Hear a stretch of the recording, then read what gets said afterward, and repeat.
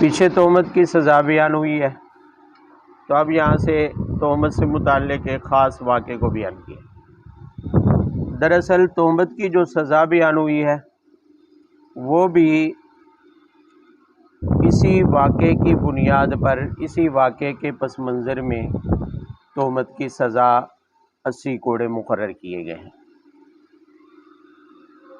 اس واقعے سے مقصود صرف اتنا سمجھانا مقصود ہے بنیادی طور پر کہ تہمت بڑا گناہ ہے اور یہ اتنا سخت معاملہ ہے کہ 80 کوڑوں جیسی سخت سزا مقرر کی گئی ہے۔ زنا کی سزا 100 کوڑے ہے، صرف 20 کوڑوں کا فرق ہے۔ تہمت لگانے کی سزا، تہمت لگانے والے کو جو سزا ملے گی وہ 80 کوڑے مقرر کیے گئے۔ تو یہ اس بات کی دلیل ہے کہ تہمت ایک ایسی چیز ہے جس کے نقصانات بہت شدید ہیں، کیونکہ نقصان سنگین ہے، گناہ سنگین ہے، اس لیے سزا بھی سنگین رکھی گئی ہے، جیسا گناہ ویسی ہی سزا۔ واقعہ تہمت کا خود مسلمانوں میں پیش آیا، کیونکہ کافر کا تو کام ہی تہمت لگانا ہے۔ اگر کفار میں پیش آتا جو واضح طور پر کافر تھے، مشرک تھے، ان کی طرف سے اگر کوئی تہمت کا واقعہ پیش آتا تو کوئی اتنی بڑی بات نہیں تھی، کیونکہ کافر کا، مشرک کا کام ہی تہمت لگانا ہے۔ واقعہ خود مسلمانوں میں پیش آیا اور یہ ان واقعات میں سے، جیسے کہ آپ نے سورہ حج میں پڑھا ہے کہ مسلمانوں کو ان واقعات کی وجہ سے بہت زیادہ پریشانی اٹھانی پڑی، اور ایسے واقعات عام طور پر منافقین کی شرارت اور شیطان کی معاونت سے مسلمانوں کے اندر لائے گئے۔ یہ واقعہ بھی ہے جس کا تعلق حضرت ام عائشہ صدیقہ رضی اللہ عنہ کے ساتھ ہے، جو آپ صلی اللہ علیہ وسلم کی زوجہ مطہرہ ہیں، اور قرآن کریم کے حکم کے مطابق وازواجہ امہاتہم، کہ آپ صلی اللہ علیہ وسلم کی ازواج مطہرات امت کی کیا ہیں؟ مائیں ہیں۔ واقعے کا پس منظر خود حضرت ام عائشہ رضی اللہ عنہ سے حدیث کی مختلف کتابوں میں تفصیل کے ساتھ درج ہے۔ غزوہ خندق، جس میں مدینہ کا دفاع کرنے کے لیے خندق کھودی گئی تھی، اس کے فوراً بعد غزوہ پیش آیا ہے جس کا نام بعض کی روایات میں غزوہ مریسی کے نام سے آیا ہے، اور بعد میں غزوہ بنی مصطلق کے نام سے آیا ہے۔ آپ صلی اللہ علیہ وسلم کی عادت مبارکہ یہ تھی کہ جب جہاد کے لیے کسی غزوے میں تشریف لے جاتے تو ازواج مطہرات میں سے بھی کسی نہ کسی کو ساتھ لے جاتے، کیونکہ ازواج ایک سے زیادہ تھی، سب کو لے جانا ممکن نہیں تھا، اور لے جانے کی ضرورت بھی پیش آتی تھی کیونکہ لمبے لمبے سفر، اور وہ پیدل، اونٹوں پر، گھوڑوں پر، گدھوں پر، پھر کھانا بنانے کی ذمہ داریاں، پھر زخمیوں کی مرہم پٹی کرنا، بہت سارے مسائل ہوتے تھے۔ تو ضرورت کی بنیاد پر لے بھی جانا تھا، سب کی دلداری بھی مقصود تھی، اور سفر میں شرعی حکم یہ ہے کہ اگر ایک آدمی کی ایک سے زیادہ بیوی ہیں تو سفر میں جسے چاہے لے جا سکتا ہے، کوئی پابندی نہیں ہے۔ لیکن آپ صلی اللہ علیہ وسلم دلداری کے لیے قرآن اندازی فرماتے تھے تاکہ کوئی یہ نہ سمجھے کہ فلانی کو ترجیح دی جا رہی ہے۔ تو اس غزوے میں قرآن اندازی میں حضرت ام عائشہ صدیقہ کا نام آیا، آپ صلی اللہ علیہ وسلم انہیں غزوہ میں اپنے ساتھ لے گئے۔ غزوہ کے اندر بہت سارے اور واقعات بھی پیش آئے۔ اس سے پہلے سورہ منافقون میں ذکر آیا ہے کہ اسی غزوے میں ہی منافقین کا جو سردار تھا عبداللہ بن ابی بن سلول، وہ لوگ بھی شریک تھے۔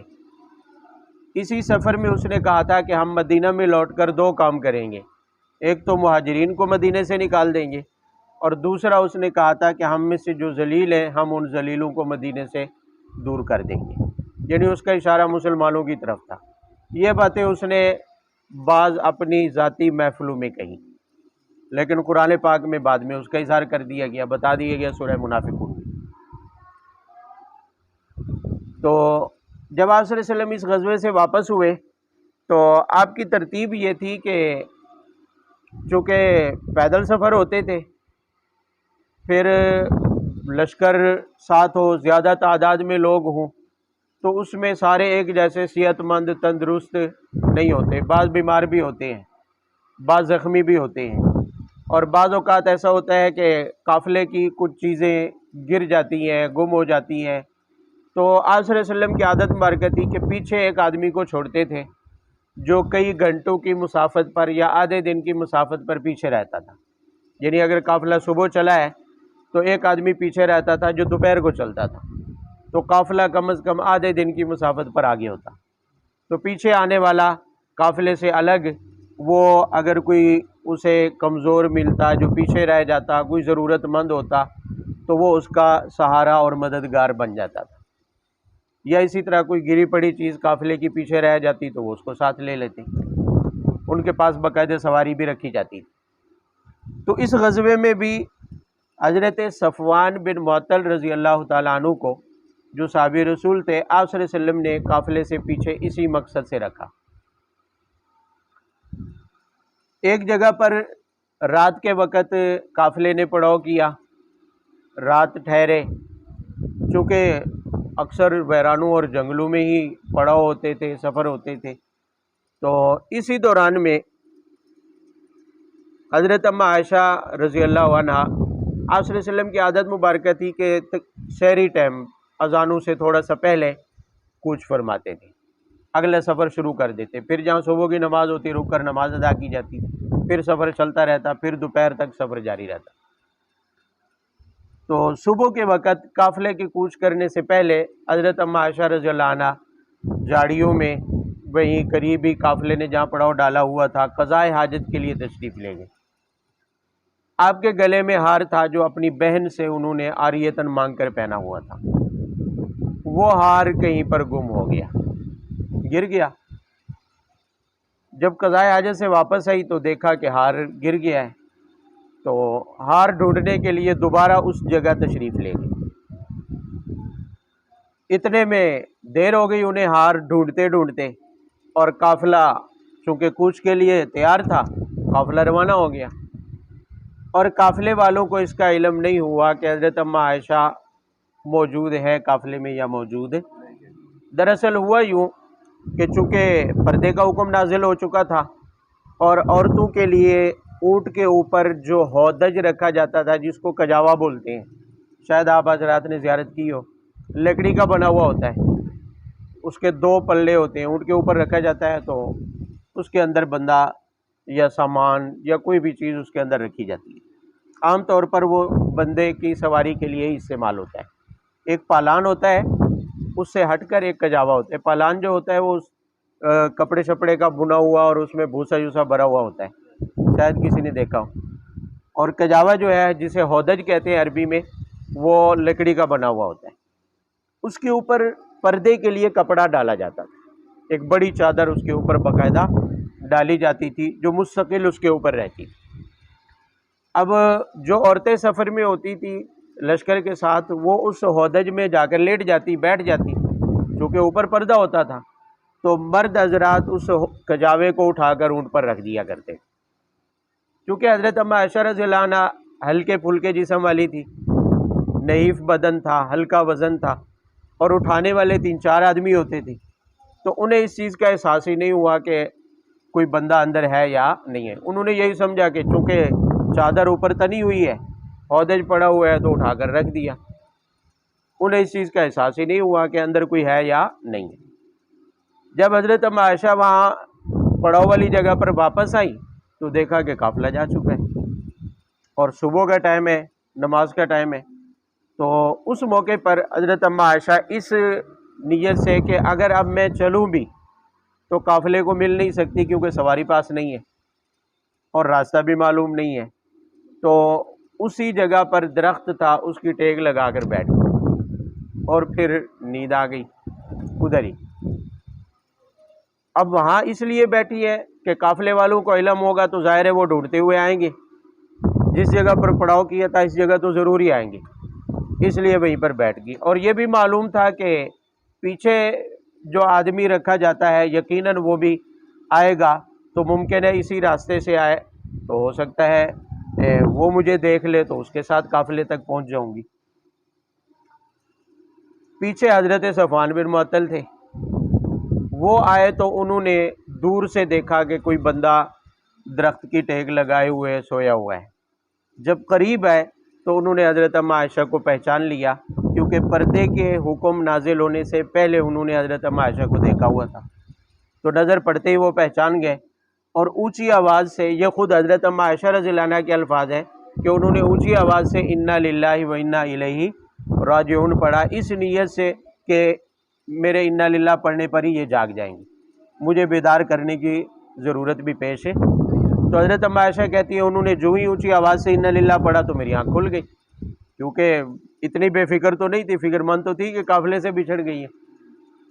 اب جو ہی بیدار ہوئی تو حضرت صفوان نے اپنا اونٹ بٹھایا، اور اونٹ والے حضرات جانتے ہیں کہ اونٹ بٹھانے کے بعد اسے بیٹھے رہنے پر آمادہ کرنے کے لیے اس کے پاؤں کو یا باندھنا پڑتا ہے یا اس کے اوپر پاؤں رکھنا پڑتا ہے. تو انہوں نے اونٹ کی ٹانگ کے اوپر اپنا پاؤں رکھ دیا تاکہ اونٹ اٹھے نہیں. اب حضرت اما عائشہ اس کے اوپر سوار ہو گئی، اور بغیر کچھ پوچھے اور بات کیے حضرت صفوان نے اونٹ کی مہار پکڑی اور آگے چل دیے. اس دوران میں حضرت اما عائشہ کہتی ہیں حضرت صفوان کے انا للہ کے الفاظ کے علاوہ میں نے کوئی لفظ ان کی زبان سے نہیں سنا، اس کے علاوہ کوئی بات چیت بھی نہیں ہوئی. حتیٰ کہ دوپہر کے وقت جہاں پر کافڑے نے جا کر قیلولہ کیا، پڑاؤ ڈالا، وہاں پر حضرت صفوان حضرت اما عائشہ کو لے کر وہاں پہنچ گئے. اب چونکہ وہ منافقین کا سردار لعین عبداللہ بن ابی بن سلول بھی موجود تھا، اسے موقع مل گیا، کیونکہ وہ پہلے ہی اعلان کر چکا تھا کہ ہم انہیں وہاں سے مدینے سے نکالیں گے. بغض و حسد اس کے دل میں پہلے ہی سے تھا، ایمان تو اس کا ظاہری طور پر تھا، اسلام کا اظہار کرتے تھے، ایمان کا دعویٰ تھا. تو یہ اسے ایک موقع ہاتھ لگا اور اس نے مدینہ میں جاتے ہی اس واقعے کی بنیاد پر حضرت اما عائشہ اور حضرت صفوان پر تہمت لگا دی، اور اس تہمت کو اپنی مجلسوں میں، محفلوں میں، مدینہ میں ہر جگہ پر پھیلانے کی کوشش کی. کیونکہ اس کا پورا ایک گروپ موجود تھا، اور مدینہ میں یہود بھی موجود تھے جو اس کے اصل سرپرست تھے، تو ان کی شائع پر پورے مدینہ کے اندر ایک پورا پروپیگنڈا کا ماحول بنا دیا گیا. اور صورتحال یہاں تک پہنچ گئی کہ بعض کچے ذہن کے مسلمان، سادہ قسم کے مسلمان، ان میں سے بھی 3 لوگ شریک ہوئے اس بہتان میں، باقی سارے منافقین تھے. اصل محرک بھی منافقین کا سردار عبداللہ بن ابی تھا. ان 3 میں حسان بن ثابت بھی تھے، مصطح بن اساسہ جو حضرت ابوبکر صدیق رضی اللہ عنہ کے خالہ زاد تھے، خالہ زاد بہن کے بیٹے تھے، جنہیں دور کے بھانجے تھے، لیکن حضرت ابوبکر صدیق کی پرورش میں تھے، وہ بھی اس میں شریک ہو گئے. اور حمنہ بنت جہش جو حضرت زینب بنت جہش آپ صلی اللہ علیہ وسلم کی زوجہ ہیں، ان کی بہن تھی حمنہ بنت جہش، وہ بھی اس میں شریک ہو گئی. تو یعنی مخلص مومنین میں سے جو پکے مومن تھے، واقعی مومن تھے، ان میں 3 لوگ اپنی سادگی کی وجہ سے، سمجھ لے کچے ذہن کی وجہ سے، وہ بھی اس تہمت کا کیا ہو گئے؟ شکار ہو گئے. شکاریوں ہو گئے کہ اصل اس تہمت کو گھڑنے والا تو عبداللہ بن ابی بن سلول تھا، لیکن جب ماحول میں، معاشرے میں ایک بات پھیلتی ہے تو بعض سادہ قسم کے لوگ اس کو بغیر تحقیق کے آگے نقل کرنا شروع کر دیتے ہیں. تو مصطح اور حمنہ بنت جہش اور حسان بن ثابت وہ بھی اسی طرح سے باتوں میں ہی ایک دوسرے کے ساتھ بات کرنے لگے اس واقعے کے اوپر، اور آگے بات پھیلنے لگی. اب قافلے سفر کی تھکاوٹ کی وجہ سے حضرت اما عائشہ گھر میں جاتے ہی پہلے ہی بیمار ہو گئی، گھر سے باہر نکلی نہیں ہے. اس واقعے کے بارے میں حضرت اما عائشہ کو کئی دنوں تک پتہ ہی نہیں چلا، اور آپ صلی اللہ علیہ وسلم نے بھی جا کر فوراً پتہ ہی نہیں کیا، پوچھا بھی نہیں، بتایا بھی نہیں کہ اس طرح معاملات چل رہے ہیں، بے خبر رہیں. کچھ دنوں کے بعد کسی عورت کی زبانی انہیں معلوم پڑا کہ اس طرح کی باتیں ہو رہی ہیں۔ وہ تو سیدھی مائکے میں چلی گئی اور جا کر اپنے والدین سے اس معاملے کے بارے میں بات کی کہ میں نے ایسے بات سنی ہے، کیا یہ جو ایسی باتیں چل رہی ہیں؟ تو انہیں بتایا گیا کہ واقعی یہ باتیں کافی دنوں سے کیا ہے چل رہی ہیں، یعنی انہیں کچھ دنوں کے بعد ہی پتہ چلا، فوراً انہیں خبر نہیں ہوئی۔ جبکہ مسلمان اس بہتان تراشی اور الزام تراشی اور اس پروپیگنڈے کی وجہ سے بہت زیادہ پریشان ہوئے۔ ایک ماحول بنا دیا گیا پروپیگنڈے کا۔ تو رسول اللہ صلی اللہ علیہ وسلم نے مسجد نبوی میں لوگوں کو جمع کیا، خطبہ دیا، اور اس میں واضح طور پر آپ صلی اللہ علیہ وسلم نے اعلان کیا کہ میں اپنے گھر والوں کے بارے میں اس طرح کی باتیں جو کہی جا رہی ہیں مجھے اطمینان ہے، مجھے کسی قسم کا کوئی شبہ نہیں ہے، یہ باتیں سراسر جھوٹ ہے۔ اس دوران حضرت سعد بن معاذ جو قبیلہ اوس کے تھے وہ کھڑے ہوئے اور انہوں نے اعلان کیا، اللہ کے رسول اس واقعے کا جو محرک ہے آپ اس کی تعیین کریں، ہم اس کی گردن اڑا دیں گے اگر ہمارے قبیلے سے اس کا تعلق ہے۔ لیکن وہ عبداللہ بن ابی بن سلول کا تعلق خزرج سے تھا، قبیلہ اوس کا جو مد مقابل تھا۔ تو اس قبیلے کے کچھ لوگ کھڑے ہو گئے حضرت سعد بن معاذ کی بات سن کر کہ کیسے ہو سکتا ہے کہ آپ ہمارے کسی قبیلے کے آدمی کو قتل کر دیں، یعنی معاملہ الجھ گیا۔ آپ صلی اللہ علیہ وسلم ممبر سے نیچے اترے اور ان کے درمیان میں معاملے کو ٹال مٹول کیا اور رفع دفع کر کے منتشر کر دیا۔ آپ صلی اللہ علیہ وسلم گھر میں تشریف لائے، حضرت اماں عائشہ میکے میں چلی گئی تھی۔ آپ صلی اللہ علیہ وسلم نے گھر کے افراد سے مشورہ کیا، ان میں حضرت اسامہ بن زید بھی تھے، کیونکہ اسامہ بن زید آپ صلی اللہ علیہ وسلم کے منہ بولے بیٹے حضرت زید بن حارثہ کے بیٹے ہیں اور آپ کے گھر میں پرورش ہوئی ہے، اور آپ کی باندھی تھی حضرت بریرہ جو حضرت اماں عائشہ کی خاص باندھی تھی، ان سے بات کی آپ صلی اللہ علیہ وسلم نے۔ اسی طرح حضرت علی سے بات کی، چونکہ حضرت علی بھی آپ صلی اللہ علیہ وسلم کی 10 سال کی عمر سے آپ کی پرورش میں تھے، آپ کے گھر کے افراد میں سے تھے۔ اور بھی بہت سارے لوگوں سے بات کی، جن میں خود حضرت زینب بنت جاش جو حمنہ بنت جاش کی بہن ہے، آپ صلی اللہ علیہ وسلم کی زوجہ، ان سے بھی پوچھا۔ ان سب حضرات نے یہی کہا کہ ہم نے عائشہ میں بھلائی کے علاوہ کچھ اور نہیں دیکھا ہے، جتنی بھی باتیں ہو رہی ہیں عائشہ کے متعلق یہ بات سوچی ہی نہیں جا سکتی ہے۔ سب کا یہی جواب تھا۔ تو آپ صلی اللہ علیہ وسلم کو تو پہلے سے ہی یقین تھا، لیکن آپ صلی اللہ علیہ وسلم ان حضرات کی زبانی ایک مشاورت چاہتے تھے، کیونکہ مشورہ ایک سنت عمل ہے، تو آپ صلی اللہ علیہ وسلم نے یہ مشاورت کی۔ بہرحال یہ معاملہ انتہائی مسلمانوں کے لیے پریشانی کا باعث بنا۔ اب حضرت اماں عائشہ رضی اللہ عنہ پہلے بیمار تھی، یہ سنتے ہی مزید بیمار پڑ گئی، اور کہتی ہیں کہ بستر کے ساتھ لگ گئی، کھانا پینا ختم، اور کئی دنوں تک یہ معاملہ اسی طرح چلتا رہا۔ ایک دن آپ صلی اللہ علیہ وسلم حضرت ابو بکر کے گھر تشریف لائے اور حضرت اماں عائشہ رضی اللہ عنہ سے ہی یہ سوال کیا آپ کو مخاطب کر کے کہ لوگ جو باتیں کر رہی ہیں عائشہ آپ کیوں نہیں بولتی، آپ کچھ بتائیں کہ کیا معاملہ ہے۔ تو حضرت اماں عائشہ خاموش رہیں۔ حضرت ابو بکر کو دیکھا، اپنی والدہ کو دیکھا کہ آپ جواب دیں، تو وہ دونوں کہنے لگے کہ عائشہ ہم کیا جواب دیں۔ اب والدین اگر ظاہر ہے خامد بولے اور صفائی پیش کرے تو لوگ یہی کہیں گے اس نے تو اپنی بیوی کی طرفداری کرنی ہے، والدین ماں باپ بولے تو بھی یہی کہنا ہے لوگوں نے کہ یہ اپنی بیٹی کی ہی طرفداری کریں گے، تو ہم کیا بولیں۔ جب حضرت اماں عائشہ نے دیکھا کہ سب خاموش ہیں تو حضرت اماں عائشہ بھی کہنے لگی کہ اگر میں بھی اپنی صفائی میں بولوں کچھ کہوں تو ظاہر ہے آپ لوگ بھی بھروسہ نہیں کریں گے، جب اتنی ساری باتیں ہو چکی ہیں اور اتنے سارے لوگ بات کر رہے ہیں تو میری بات کا کوئی خاطر خواہ فائدہ ہونے والا، اور اگر میں اس واقعے کو قبول کر لوں، اعتراف کر لوں جرم کا جو میرے اوپر تہمت لگائی جا رہی ہے اور الزام لگایا جا رہا ہے، تو فوراً قبول کر لی جائے گی کیونکہ ہر بندے کی زبان پر ہے۔ لیکن میں حضرت یوسف علیہ السلام کی طرح اپنا معاملہ اللہ کے سپرد کرتی ہوں، واللہ المستعان علی ما تصفون۔ اور یہ کہہ کر حضرت اماں عائشہ رضی اللہ عنہ چونکہ بستر پر لیٹی ہوئی تھی، بیمار تھی، کروٹ بدل لی اور آپ صلی اللہ علیہ وسلم سے رخ بھی پھیر لیا، اور جو ہی یہ صورتحال پیش آئی تو فوراً آپ صلی اللہ علیہ وسلم پر وحی کے آثار طاری ہوئے اور وحی نازل ہونا شروع ہوئی۔ جب وحی نازل ہوتی تھی تو آپ صلی اللہ علیہ وسلم کے جسم پر پسینہ، پیشانی سے پسینہ بہنا شروع ہو جاتا اور جسم پر ہلکی ہلکی سی لرزش اور تھر تھراہٹ سی طاری ہوتی۔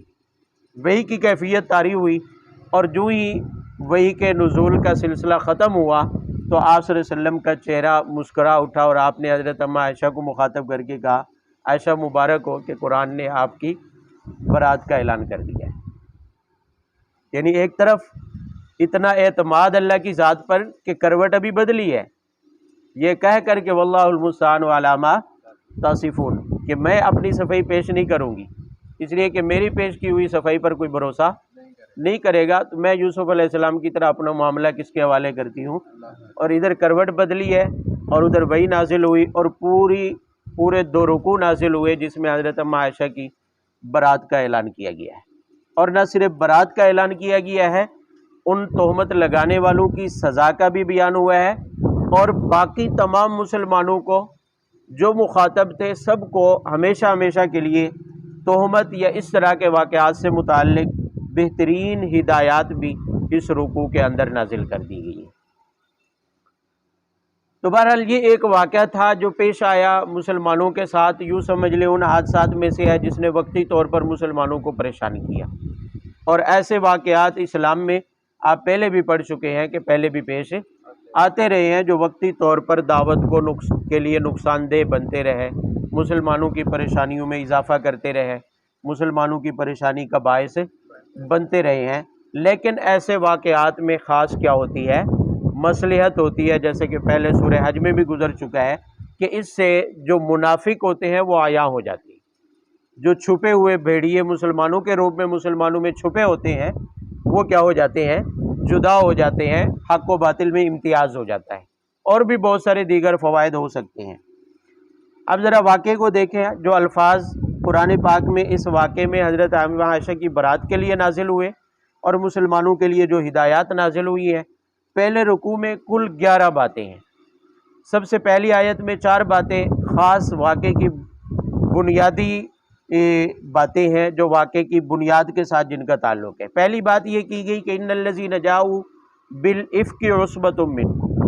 افک کہتے ہیں لغوی معنی اس کا ہوتا ہے پلٹ دینا، کسی چیز کو پلٹ دینا، سیدھی ہے تو الٹا کر دینا، کسی بات کو پلٹ دینا۔ چونکہ بہتان بھی حالات کو وقتی طور پر کیا کر دیتا ہے؟ پلٹ دیتا ہے، یعنی باطل کو حق دکھاتا ہے یا حق کو کیا دکھاتا ہے؟ باطل۔ متقی کو گناہ گار دکھاتا ہے، جیسا کہ اس واقعے میں آیا کہ حضرت اماں عائشہ رضی اللہ عنہ جیسی پاک باز خاتون کے اوپر تہمت لگائی گئی اور ایک ایسا ماحول بنا دیا گیا کہ جو خواتین میں سب سے زیادہ سچی اور صدیقہ کائنات جن کا لقب ہے انہیں بھی وقتی طور پر جو ہے کیا کر دیا گیا؟ متقی سے انہیں گناہ گار سمجھا جانے لگا، تو اس لیے اس واقعے کو افک کا نام دیا گیا۔ عصبۃ منکم، پہلی بات یہ کی ہے کہ یہ تہمت لگانے والے تمہیں میں سے ہیں۔ تہمت لگانے والے میں نے پہلے ہی بتایا کہ ایک تو وہ 3 لوگ جو اس پروپیگنڈے کی زد میں آ گئے، وہ بھی ان باتوں کو نقل کرنے لگے، ان باتوں کو آگے شیئر کرنے لگے۔ لیکن اصل محرک جو عبداللہ بن ابی بن سلول تھا وہ بھی مسلمان ہی شمار ہوتا تھا، کیونکہ زبانی دعوت ان کا بھی کیا تھا؟ آمنا باللہ والیوم الآخر، ہم بھی اللہ پر اور آخرت کے دن پر کیا رکھتے ہیں؟ مسلمانوں کے ساتھ جہاد میں، نمازوں میں، ہر معاملے میں کیا ہوتے تھے؟ شریک ہوتے تھے، وہ بھی مسلمان ہی سمجھے جاتے تھے۔ اس لیے ظاہری حالت کا اعتبار کرتے ہوئے کہا گیا کہ اس واقعے کا اصل محرک بھی اور اس واقعے سے متاثر ہو کر آگے نقل کرنے والے بھی منکم، وہ تمہیں میں سے ہیں۔ وہ کیا ہے؟ تمہیں میں سے ہیں بظاہر۔ اور دوسری بات مسلمانوں کی تسلی کے لیے ہے، فرمایا کہ یہ جو واقعہ پیش ہے لا تحسبوہ شر لکم بل ہوا خیر لکم، واقعہ بدترین تھا، مسلمانوں کے لیے پریشانی کا باعث بنا۔ اللہ تعالی نے تسلی دیتے ہوئے فرمایا کہ اس کو اپنے حق میں برا نہ سمجھو، اگرچہ وقتی طور پر پریشانی تمہیں اٹھانی پڑی ہے لیکن یہ واقعہ حقیقت میں تمہارے لیے خیر اور بھلائی کا ذریعہ بنے گا، خیر اور بھلائی کا توجہ سے۔ اب ایک عجیب سی بات ہے کہ تہمت کا بازار گرم ہوا اور اتنا بڑا پروپیگنڈا اٹھایا گیا، اور اللہ جل شانہ فرماتے ہیں اس میں بھی مصلحت ہے، اس میں بھی حکمت پوشیدہ ہے۔ تمہارے حق میں بظاہر تمہیں اگرچہ پریشانی اٹھانی پڑی عارضی طور پر، لیکن اس میں تمہارے لیے بھلائی ہے۔ ان بھلائیوں میں ایک یہی ہے کہ اس واقعے سے پہلے یا اس واقعے کے بعد اگر یہ واقعہ پیش نہ آتا تو قیامت تک کے لیے تہمت جیسے گناہ کی قباحت اس کی برائی اور اس کی سنگینی کا اندازہ نہ ہوتا۔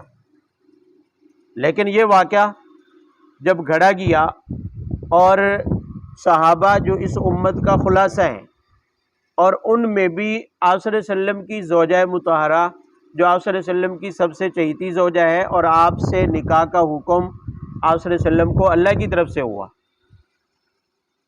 اللہ کی طرف سے ہوا، ایسی منتخب اور برگزیدہ شخصیت کے اوپر تہمت لگانا اور اس تہمت کی وجہ سے مسلمانوں کو کے اوپر اتنی پریشانی آنا اور لوگوں کا اس تہمت سے متاثر ہو جانا، یہ تہمت جیسے گناہ کی سنگینی کی بہترین اور واضح جو ہے ایک علامت ہے کہ ایک عام آدمی ہے، ہمارے جیسا کوئی گناہ گار ہے، اس پر تہمت لگتی ہے اور لوگ یقین کر لیتے ہیں، تو یہ کوئی اتنی بڑی بات نہیں ہے۔ لیکن ایک ایسی برگزیدہ شخصیت جو نبی پاک صلی اللہ علیہ وسلم کی نہ صرف زوجہ ہے اور ان سے نکاح کا حکم اللہ کی طرف سے ہوا ہے، اس کے باوجود تہمت لگانے کے بعد لوگ اس پر یقین کرنے لگے، لوگ اس پر یقین کرنے لگے، تو اس سے معلوم ہوا کہ تہمت یا الزام تراشی ایک اتنا بڑا جرم ہے کہ جس میں تہمت لگانے والے کو کتنی تکلیف اٹھانی پڑتی ہے، جن کو تہمت دی گئی ہے، جس پر لگائی گئی ہے، اسے کتنی تکلیف اٹھانی پڑتی ہے، یہ ایک الگ معاملہ ہے۔ صرف تہمت لگانے کو دیکھیں کہ اس کا اثر کیا ہوتا ہے، اثر کیا ہوتا ہے۔ بھئی اس سے بڑا متقی پرہیزگار کسی معاشرے میں ہو سکتا ہے؟ نبی پاک صلی اللہ علیہ وسلم کی زوجہ مطہرہ سے بڑا متقی پرہیزگار کون ہو سکتا ہے؟ ان پر لگائی ہوئی تہمت سے لوگ متاثر ہو گئے اور اس پر یقین کرنے لگے، تو میں اور آپ کیا ہوتے ہیں؟ تو اس سے تہمت جیسے گناہ کی سنگینی کا کیا ہوا، اندازہ ہوا، بتا دیا گیا کہ یہ بہت بڑا جرم ہے، واضح کر دی گئی اس کی قباحت۔ اور دوسرا فائدہ اس میں حکمت یہ حاصل ہوئی کہ اس کی برکت سے قانون سازی بھی ہو گئی، قانون سازی بھی ہو گئی، اور یہ واقعہ خود مسلمانوں میں پیش آیا اور مسلمانوں کے درمیان میں شرعی سزا بھی واضح کر دی گئی۔ اگر یہ واقعہ پیش نہ آتا تو شاید تہمت کی سزا بیان نہ ہوتی، تہمت کی سزا بیان بھئی اس زمانے میں اگر زنا کا کوئی واقعہ پیش نہ آتا تو شاید زنا کی سزا بھی بیان نہ ہوتی، یا اس کے لگانے کا طریقہ بھی کسی کو معلوم، جاری کرنے کا طریقہ بھی معلوم نہ ہوتا۔ اس زمانے میں شراب نوشی کا کوئی واقعہ پیش نہ آتا، چوری کا کوئی واقعہ پیش نہ آتا تو شاید ان سزاؤں کا بیان بھی نہ ہوتا۔ یہ سزائیں بیان ہونا، حقیقت میں یہ سزائیں قانون جو اسلامی قانون ہے یہ تو مخلوق کے لیے رحمت ہے، مخلوق کے لیے کیا ہے، رحمت ہے۔ تو گویا اس تہمت والے واقعے کے اندر اگرچہ پریشانی کا پہلو ہے لیکن یہ عارضی ہے، ہمیشہ ہمیشہ کے لیے اس کی برکت سے تہمت والے معاملے پر اس گناہ کی سزا بھی متعین ہو گئی، اس گناہ کی سزا بھی۔ دیکھیں تہمت لگانا کبیرہ گناہ ہے، جھوٹ بولنا بھی کبیرہ، لیکن جھوٹ کے اوپر دنیا میں کوئی سزا متعین ہے، لیکن تہمت کے اوپر سزا متعین ہو گئی۔ تو یہ کس کی برکت سے ہوئی کہ یہ واقعہ پیش آیا۔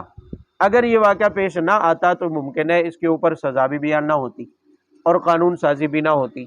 بات سمجھ آ رہی ہے؟ تو اس واقعے کے اندر بہت سارے خیر کے پہلو ہیں اور آگے بھی بہت ساری باتیں آ رہی ہیں کہ اس واقعے سے مسلمانوں کے لیے کون کون سے احکام نازل ہوئے اور مسلمانوں کے لیے جو مفید ثابت ہوئے ہمیشہ ہمیشہ کے لیے۔ تو بہرحال قانون سازی کا ہونا اور اس واقعے کے نتیجے میں تہمت جیسے گناہ کی قباحت اور برائی کا ظاہر ہو جانا، واضح ہو جانا اور اس کی سنگینی کو بیان کرنا، یہ ایسی چیزیں ہیں فرمایا خیر لکم، یہ تمہارے حق میں کیا ہے، بہتر ہے، تاکہ آئندہ کے لیے تمہیں تنبیہ ہو جائے، آئندہ کے لیے خبردار ہو جائیں کہ کوئی کسی پر تہمت لگانے سے پہلے یہ سوچ لیا کرے کہ یہ کتنا بڑا جرم ہے، اس کے نقصانات کتنے دور تک جا سکتے ہیں، کتنے گہرے ہو سکتے ہیں، اس کے اثرات اس بندے پر جس پر تہمت لگائی گئی ہے کتنے شدید ہو سکتے ہیں، اس کا اندازہ اس واقعے سے لگایا جا سکتا ہے۔ تیسری بات فرمایا لکل امرئ منہم ما اکتسب من الاثم، تیسری بات یہ ہے کہ تہمت لگانے کا اصل محرک تو عبداللہ بن ابی ہے، اور جو دوسرے تھے وہ محرک تو نہیں تھے لیکن تہمت والی باتوں کو آگے نقل کرتے رہے، آگے منتقل کرتے رہے۔ تو فرمایا سزا تو ہر ایک کو ملے گی، گناہ تو ہر ایک کو ہوا، لیکن سب کا گناہ برابر نہیں ہے، سب کا گناہ، اس لیے کہ ایک ہے واقعے کو گھڑنے والا، تہمت کو گھڑنے والا، دوسرے ہے آگے الفاظ منتقل کرنے والے، باتوں کو نقل کرنے والے، تو دونوں کا جرم برابر نہیں ہے، دونوں کا عمل برابر نہیں ہے۔ بات سمجھ آ رہی ہے؟ بھئی 4 بندے مل کر ایک آدمی کو قتل کرتے ہیں، قتل میں شریک تو سارے ہیں، لیکن قتل کے گناہ میں بھی سارے برابر نہیں ہوں گے، درجہ بدرجہ گناہ ہوگا۔ بھئی پکڑنے والے کا گناہ الگ ہے، پکڑنے والے کا گناہ الگ ہے، رسیوں سے باندھنے والے کا گناہ الگ ہے، گولی چلانے والے کا گناہ الگ ہے، جتنا جس نے عمل کیا ہوگا اس عمل کے برابر اس کو کیا ہوگا؟ گناہ ہوگا۔ تو یہاں بھی یہ ہے کہ اصل محرک تو عبداللہ بن ابی ہے، اصل گناہ گار تو وہ ہے، ہاں باقیوں کو بھی درجہ بدرجہ وہ بھی کیا ہوئے؟ گناہ گار ہوئے، چونکہ تہمت میں شریک ہوئے، تہمت کی سزا کے مستحق وہ بھی ہے، تہمت کی سزا کے مستحق وہ بھی۔ اور چوتھی بات فرمایا والذی تولی کبرہ منہم لہ عذاب عظیم، ہاں جو اصل محرک ہے، جو اس واقعے کا بڑا ذمہ دار ہے، فرمایا اس کے لیے بڑا عذاب ہے، اس کے لیے دنیا میں تو تہمت کی سزا ہی ملے گی، ہاں آخرت میں اسے جہنم میں بھی جانا پڑے گا، لیکن اس سے اشارہ ہو گیا کہ اس کے علاوہ جو باقی 3 لوگ شریک ہوئے تھے، آخرت میں ان کے لیے جہنم کی سزا نہیں ہے، کیونکہ اللہ تعالیٰ کو پہلے ہی سے معلوم تھا کہ وہ توبہ کریں گے اور ان کی توبہ کیا ہو جائے گی؟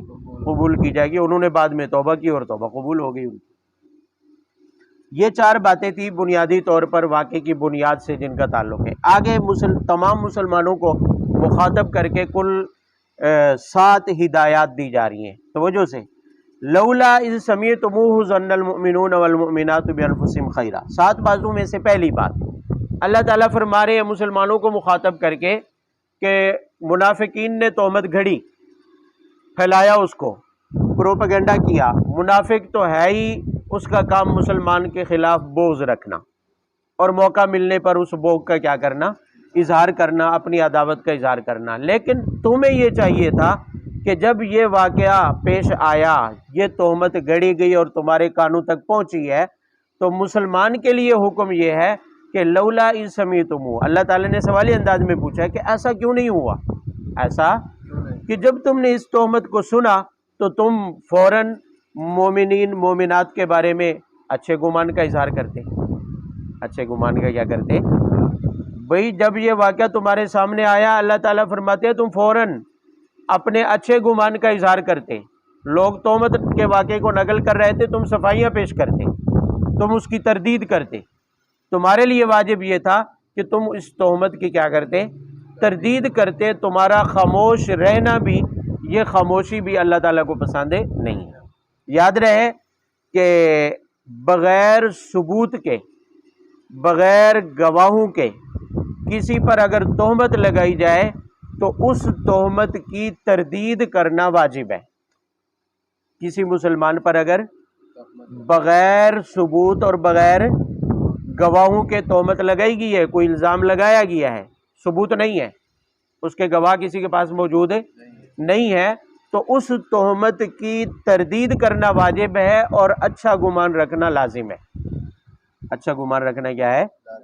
صرف اس بنیاد پر کہ مومن ہے، مسلمان ہے، بظاہر اس کے اعمال اگرچہ اچھے نہ ہوں، عملی طور پر اس کی کوتاہیاں ہو سکتی ہیں، ہر مسلمان میں ہو سکتی ہیں، لیکن ایمان اور اسلام یہ ایک ایسی چیز ہے کہ اس کی بنیاد پر اللہ تعالیٰ کی طرف سے شریعت کا حکم یہی ہے کہ مومن کے بارے میں اچھا گمان رکھنا واجب ہے۔ اچھا گمان رکھنے کا واجب ہونے کا میں نے مطلب بتا دیا کہ اگر کسی مومن پر تہمت لگائی جاتی ہے اور اس تہمت لگانے والے کے پاس دلیل بھی نہیں ہے، ثبوت اور گواہ بھی نہیں ہے، تو مومن پر اچھا گمان رکھنا واجب ہے اور اس تہمت کی تردید کرنا کیا ہے؟ واجب ہے۔ حدیث پاک میں آتا ہے آپ صلی اللہ علیہ وسلم نے فرمایا کہ جو کسی مومن کی پیٹھ پیچھے اس کی مدد کرتا ہے، اللہ تعالیٰ اس کا بدلہ اسے دنیا میں ویسا ہی دیتے ہیں کہ اللہ تعالیٰ بھی اس کی پیٹھ پیچھے اس کی کیا کرتے ہیں؟ حفاظت کرتے ہیں۔ بھئی کسی کے اوپر تہمت لگائی جا رہی ہے، وہ نہیں جانتا کہ میرے بارے میں کوئی تہمت لگائی جا رہی ہے، جس کے سامنے لگائی جا رہی ہے وہ یہ سوچ کر کے اس تہمت کی تردید کرتا ہے کہ جس پر تہمت لگائی ہے وہ مومن ہے، اور تہمت لگانے والے کے پاس کوئی دلیل نہیں ہے، کوئی گواہ اور ثبوت ہے، وہ اس کی طرف سے دفاع کرتا ہے کہ تم جھوٹ بول رہے ہو، تم تہمت لگا رہے ہو، غلطی کر رہے ہو۔ اگر ایسا کرتا ہے، یہی مدد ہے، پیٹھ پیچھے مدد کرنے کا یہی مطلب ہے، تو اللہ تعالیٰ کسی اور موقع پر جب اس کے بارے میں لوگ پیٹھ پیچھے تہمت لگا رہے ہوں گے تو اللہ تعالیٰ اس تہمت سے اس کی حفاظت کریں گے، اللہ تعالیٰ اسے بچائیں گے۔ اس موقع کے اوپر اس کی ایک بہترین مثال حضرت ابو ایوب انصاری رضی اللہ تعالیٰ عنہ کا واقعہ۔ جب حضرت عائشہ پر تہمت لگی تو حضرت ابو ایوب انصاری رضی اللہ عنہ کی اہلیہ نے ان سے کہا کہ کیا آپ نے سنا ہے عائشہ کے بارے میں ایسی ایسی باتیں ہو رہی ہیں، آپ اس کے بارے میں کیا کہتے ہیں؟ تو فوراً حضرت ابو ایوب انصاری بولے جھوٹ ہے۔ کیا ہے؟ یعنی پہلا جملہ ان کی زبان سے نکلا کہ کیا ہے؟ جھوٹ ہے۔ پھر انہوں نے اپنی گھر والی سے سوال کیا کیا تم ایسا گناہ کر سکتی ہو؟ کیا تم ایسا گناہ، یعنی کیا تمہارا اس گناہ کے بارے میں خیال جا سکتا ہے کہ تم سے یہ گناہ ہو سکتا ہے؟ تو ان کی اہلیہ کہنے لگی نہیں۔ تو حضرت ابو ایوب انصاری نے کہا پھر تم بتاؤ عائشہ تم سے افضل ہے یا تم عائشہ سے افضل ہو؟ تو وہ کہنے لگی کہ یقیناً عائشہ افضل ہے۔ تو حضرت ابو ایوب انصاری نے کہا پھر ان کے بارے میں ایسا خیال کیسے جا سکتا ہے؟ جب تم سے اس گناہ کے سرزد ہونے کا خیال تمہارے دل میں نہیں آ سکتا ہے، جو تجھ سے بھی افضل ہیں، جو تمام عورتوں سے کیا ہے افضل ہیں، پھر ان کے بارے میں ہم کیسے گمان کر لیں، خیال کر لیں کہ ان کے اوپر جو تہمت لگے گی یہ سچی ہو سکتی ہے؟ یہ حضرت ابو ایوب انصاری رضی اللہ تعالیٰ عنہ نے اسی آیت کے مطابق، وہ اصل میں اس کے مصداق ہیں کہ مومن کے اوپر اچھا گمان کرنا کیا ہے؟ واجب ہے، لازم ہے۔ آج ہم اپنی حالت دیکھیں، کسی پر کوئی تھوڑی سی اڑتی سی بات کر دے کہ فلاں چوک میں بات ہو رہی تھی فلاں کے بارے میں، بس مشہور ہو جاتا ہے جی فلاں ہے ہی ایسا۔ اس وقت جو سب سے بڑا معاشرے میں فساد کی جو اسباب ہیں ان میں ایک سبب یہ بھی ہے کہ بلا ثبوت، بغیر دلیل اور بغیر ثبوت کے کسی کے اوپر لگائی ہوئی تہمت کو آگے ہم یقین کے ساتھ نقل کرنا شروع کر دیں۔ حدیث پاک میں آتا ہے کہ انسان کی بدترین سواری جو ہے وہ لفظ زعمو ہے۔ لفظ زعمو عربی میں لفظ زعم کا معنی ہوتا ہے گمان کرنا، خیال کرنا۔ بھی ایک آدمی کسی کے سامنے محفل میں بیٹھے ہوئے یوں کہتا ہے کہ فلاں بندے کے بارے میں میرا خیال یہ ہے کہ وہ ایسا ہے، میرا خیال یہ ہے کہ وہ ایسا ہے۔ اب اس نے تو یقینی بات نہیں کی، اس نے جو اظہار کیا ہے وہ یقین نہیں تھا، اس نے لفظ زعمو کے ساتھ ڈھیلی بات کی ہے، لیکن آگے نقل کرنے والا اس کو یقین کے ساتھ نقل کرے گا، یہاں تک کہ نقل ہوتے ہوتے لوگوں کے اندر وہ بات پھیل جائے گی، حالانکہ بنیاد اس کی جھوٹ تھا، محض خیال تھا۔ لوگ کہتے ہیں نا میری رائے یہ ہے، میرا خیال فلاں کے بارے میں یہ ہے کہ اس نے یہ کیا ہوگا، یعنی یوں ہی فلاں نے یہ کیا ہوگا، حالانکہ نہ کوئی دلیل ہوتی ہے نہ کوئی ثبوت ہوتا ہے۔ تو تہمت بہت بڑا جرم ہے، تہمت بڑا گناہ ہے۔ تو اسی لیے اللہ تعالیٰ نے سب سے پہلے تنبیہ کی ہے مسلمانوں کو کہ جب یہ تہمت کا واقعہ پیش آیا تو ایسا کیوں نہیں ہوا کہ اس سمیعتموہ، جب تم نے اس کو سنا، ظن المؤمنون والمؤمنات بانفسہم خیرا، کہ مومنین آپس میں ایک دوسرے کے بارے میں اچھا گمان کرتے، بھلائی کا گمان کرتے، ایسا کیوں نہیں ہوا؟ مطلب یہ ہے کہ ایسا ہی ہونا چاہیے تھا اور آج کے بعد بھی ایسا ہی ہونا چاہیے۔ ٹائم کیا ہوا؟ اچھا ایک بات، وقالوا ھذا افک مبین، فرمایا کہ اچھا گمان کے ساتھ ساتھ فوراً اس واقعے کی تردید بھی واجب تھی کہ کہنا چاہیے تھا کہ افک مبین یہ واضح کیا ہے؟ تہمت، یہ واضح طور پر کیا ہے؟ تہمت ہے۔ افک اس لیے کہا گیا ہے کہ تمہیں صرف اس کی تردید نہیں کرنی چاہیے تھی، بلکہ تمہیں کہنا چاہیے تھا کہ جس پر تہمت لگائی جا رہی ہے وہ متقیہ ہے، وہ پرہیزگار ہے، وہ پاکیزہ ہے، وہ طیبہ طاہرہ ہے۔ تمہیں یہ کہنا چاہیے تھا کہ اس تہمت کے ذریعے ان کی حقیقت کو پلٹنے کی کوشش کی جا رہی ہے، ان کی حقیقت کو تبدیل کرنے کی کیا کی جا رہی ہے؟ کوشش کی جا رہی ہے۔ تمہیں اچھے گمان کے ساتھ ساتھ واضح اور صریح الفاظ میں اس کی تردید بھی کیا ہے؟ کرنی چاہیے۔ لولا جاءوا علیہ باربعۃ شہداء فاذ لم یاتوا بالشہداء فاولئک عند اللہ هم الکاذبون۔